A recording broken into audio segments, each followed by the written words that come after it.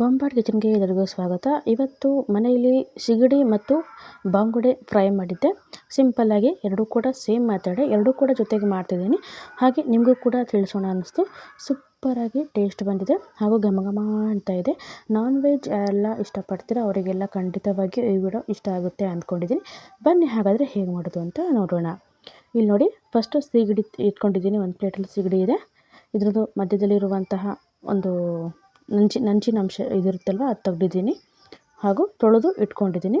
ಹಾಗೆ ಇಲ್ಲಿ ಬಂಗುಡೆ ಮೀನಿದೆ, ಅದನ್ನು ಕೂಡ ನೋಡಿ ಚೆನ್ನಾಗಿ ತೊಳೆದ್ಬಿಟ್ಟು ಇಟ್ಕೊಂಡಿದ್ದೀನಿ.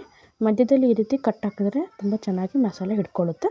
ಹಾಗೆ ಇಲ್ಲಿ ನಾನು ರವೆ ಇಟ್ಕೊಂಡಿದ್ದೀನಿ. ಈ ರವೆ ಸೂಜಿ ರವೆ, ಅಂದರೆ ಸಣ್ಣಾಗಿರುತ್ತಲ್ಲ ರವೆ, ಆ ರವೆ, ಅದೇ ರವೆನ ಉಪಯೋಗಿಸ್ಕೋಬೇಕು. ತುಂಬ ಚೆನ್ನಾಗಿ ಬರುತ್ತೆ. ದಪ್ಪ ರವೆ ಇದ್ದರೆ ಅಷ್ಟು ಸರಿ ಇರೋದಿಲ್ಲ. ನಂತರ ಇದಕ್ಕೆ ಯಾವ ಮಸಾಲೆ ಹಾಕೋದು ಅಂತ ಸಿಂಪಲ್ಲಾಗಿ ಹೇಳ್ತೀನಿ. ಇಲ್ಲಿ ನೋಡಿ, ನಿಮಗೆ ಖಾರ ಜಾಸ್ತಿ ಬೇಕು ಅನ್ನೋರು ನೀವು ಖಾರ ಪುಡಿನ ಜಾಸ್ತಿ ಹಾಕ್ಕೋಬೋದು. ಖಾರದ ಪುಡಿ ನೀವು ತಕ್ಕ ಹಾಗೆ ನಿಮ್ಮ ಖಾರಕ್ಕೆ ತಕ್ಕ ಹಾಗೆ ಹಾಕ್ಕೋಬೋದು. ನಾನು 3-4 ಸ್ಪೂನ್ ಹಾಕ್ಕೊತೀನಿ. ನೋಡಿ, ಎರಡು ಸೇರಿಸಿ ಈ ಕಡೆ 1-2 ಸ್ಪೂನ್, ಆ ಕಡೆ 1-2 ಸ್ಪೂನ್ ಹಾಕಿದ್ದೀನಿ. ಟೋಟಲ್ 4 ಸ್ಪೂನ್ ಈ ಕಡೆ ಆ ಕಡೆ. ಜೊತೆಗೆ ಬೇಕಾದರೆ ಹಾಕ್ಕೊಂಡು ಕಲಿಸ್ಕೋಬೋದು. ನಾನು ಸಪ್ರೇಟಾಗಿ ತೋರಿಸ್ತಾ ಇದ್ದೀನಿ. ಹಾಗೆ 1/4 ಟೀ ಸ್ಪೂನಷ್ಟು ಅರಿಶಿನ ಪುಡಿ ಹಾಕ್ತಾಯಿದ್ದೀನಿ. ಮತ್ತು ಇಲ್ಲಿ ಖಾರ ಪುಡಿ ಕುದಿಸುವಾಗ ನಾವಿಲ್ಲಿ ಉಪ್ಪು ಹಾಕಿ ಕುದಿಸಿದ್ವಿ, ಅದರಿಂದ ಉಪ್ಪನ್ನ ನೋಡ್ಕೊಂಡು ಹಾಕ್ಕೋಬೇಕು. ಹಾಗೆ ಇಲ್ಲಿ ಅರ್ಧ ಸ್ಪೂನಷ್ಟು ಇಲ್ಲಿ ಕಾರ್ನ್ಫ್ಲವರ್ನ ಹಾಕ್ತಾಯಿದ್ದೀನಿ. ಎರಡಕ್ಕೂ ಅರ್ಧ ಸ್ಪೂನ್ ಹಾಕಿದ್ರೆ ಸಾಕು, ಜಾಸ್ತಿ ಬೇಡ. ಹಾಗೆ ಒಂದು ಅರ್ಧ ಸ್ಪೂನಷ್ಟು ಇಲ್ಲಿ ನಾವು ರವೆ ಇಟ್ಕೊಂಡಿದ್ವಲ್ಲ ಅದಕ್ಕೆ ಹಾಕ್ತಾಯಿದ್ದೀನಿ. ಇದನ್ನು ಚೆನ್ನಾಗಿ ರವೆ ಹಿಡ್ಕೊಳ್ಳುತ್ತೆ. ನಂತರದಲ್ಲಿ ನಾವು ಮೀನನ್ನು ಡಿಪ್ ಮಾಡಿದಾಗ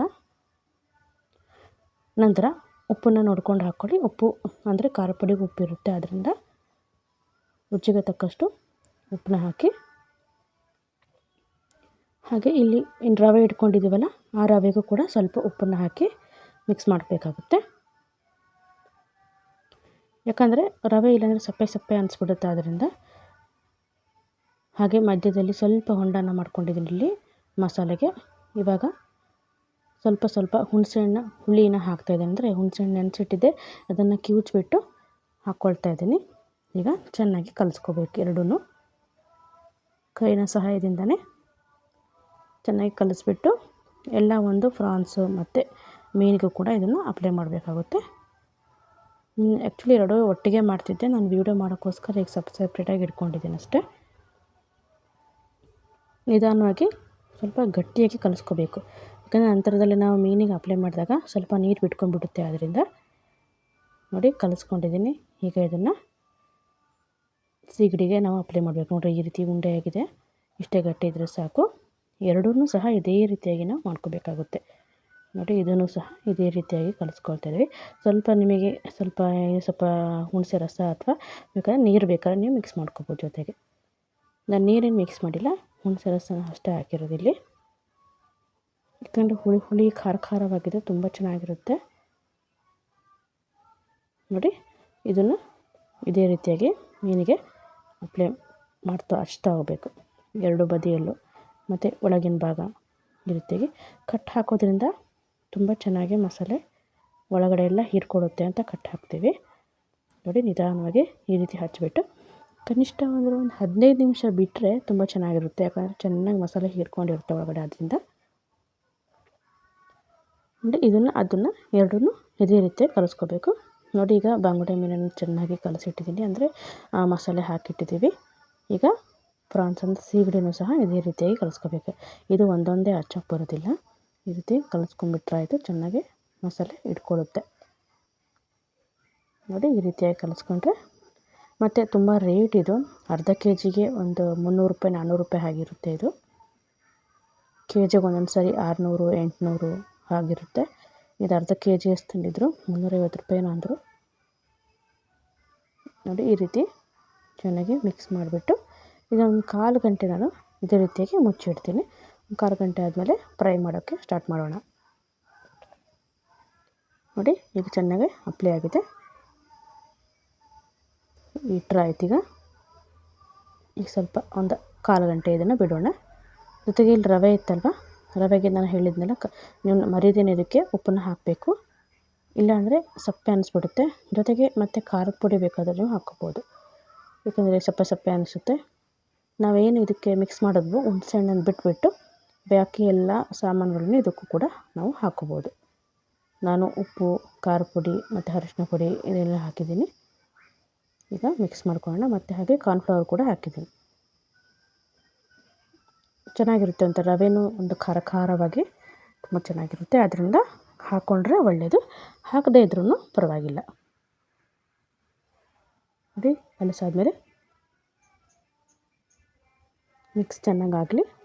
ಮಿಕ್ಸ್ ಆದಮೇಲೆ ಈಗ ಒಂದು ಕಾಲು ಗಂಟೆ ಆಗಿದೆ. ನಂತರದಲ್ಲಿ ಈಗ ಫ್ರೈ ಮಾಡೋಕ್ಕೆ ಶುರುವಾಗೋಣ. ನೋಡಿ ಕಾಲು ಗಂಟೆ ಆಗಿದೆ. ಈಗ 2 ಪ್ಯಾನ್ನ ಇಟ್ಕೊಂಡಿದ್ದೀನಿ.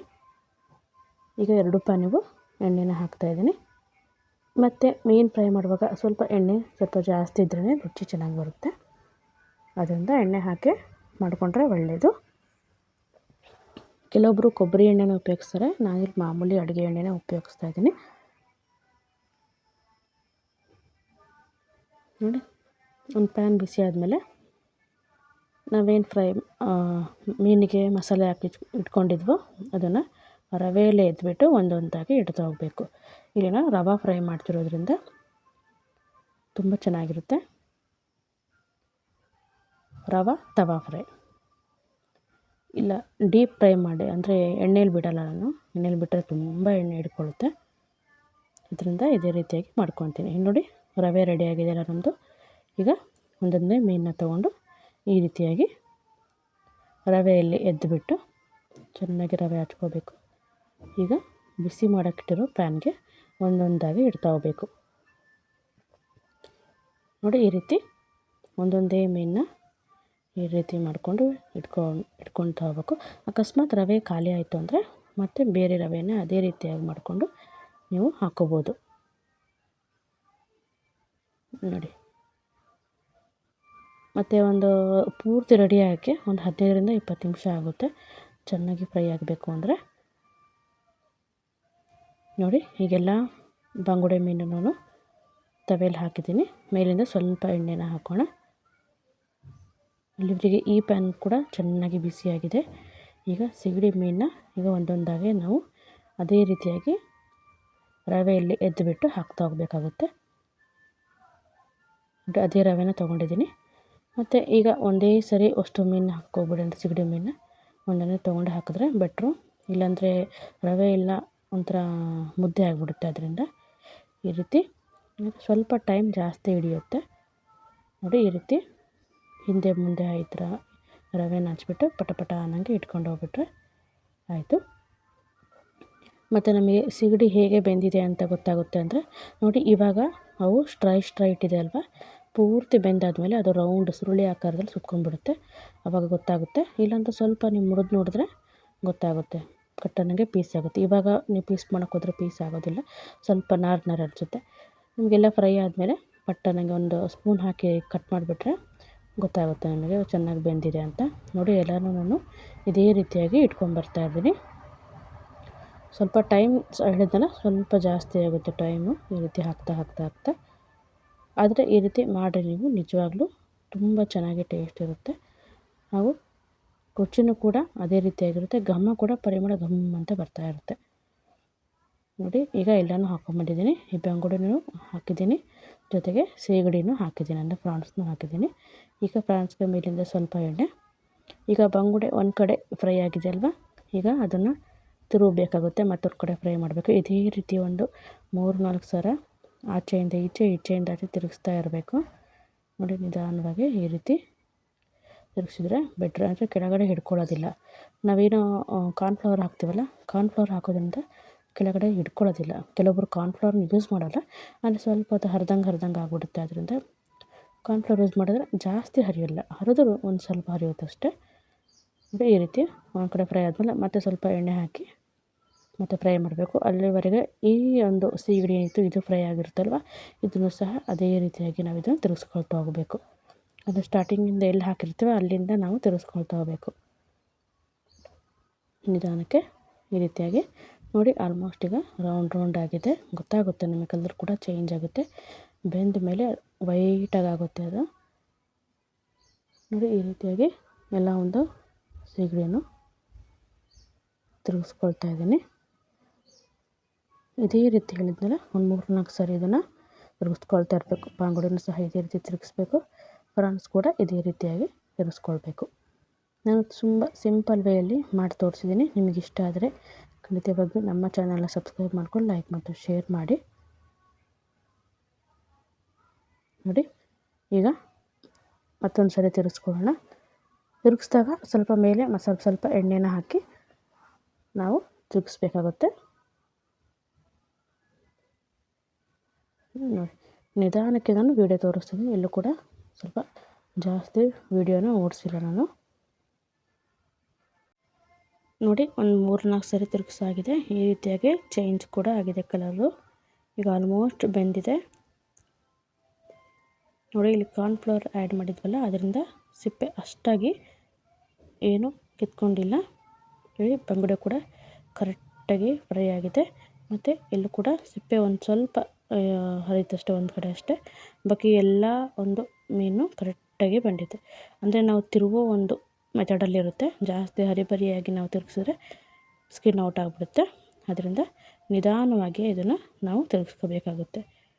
ತಿರುಗಿಸಾದ್ಮೇಲೆ ಮೇಲಿಂದ ಸ್ವಲ್ಪ ಎಣ್ಣೆನ ನಾವು ಹಾಕಬೇಕಾಗುತ್ತೆ. ಆವಾಗ ಚೆನ್ನಾಗಿರುತ್ತೆ. ಎಣ್ಣೆ ಹಾಕಿದ್ರೂ ತುಂಬ ಚೆನ್ನಾಗಿರೋದು.